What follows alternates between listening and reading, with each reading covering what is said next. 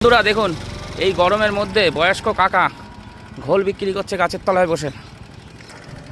কাকা ঘোল কত করে? ঘোল দিয়ে আবার মাখন দিয়ে কি খাবি? কত? ঘোল দিয়ে মাখন দিয়ে 20 টাকা। 20 টাকা মাত্র। খেতে হবে এই গরমের মধ্যে, ঘোলই খেতে হবে। কিন্তু কাকা যে মাটির হাঁড়িতে বেশ দারুণ। হ্যাঁ, এটাই তো গ্রামের ঐতিহ্য। ওনারটাকে দিয়ে দাও, দাও দেখি। এই লবণ দেওয়ার থেকে কাকা বিট লবণে বেশি ভালো হয় না নাকি? আমাদের এখানে সাদা লবণই দেয়। সাদা লবণ চলে? ও মাখন দেখছি বাচ্চা। মাখন একদম গ্রামের বানানো, পিওর গরুর দুধ, তাই তো? তুমি কি নিজে বানাও কাকা বাড়ি? বাহ, টাকাটা দিয়ে তো। আবার মাখন দিয়ে দিল। বাবা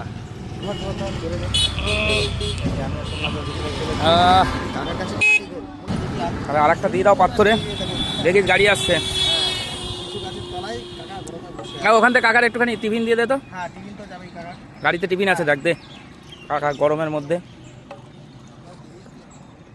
দে।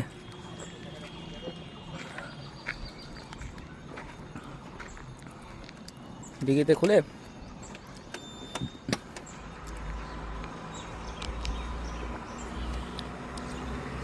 একটা কলা দে, একটা শশা দে।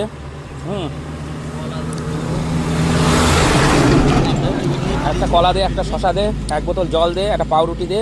ধরবো? ঠিক আছে, দেখছি।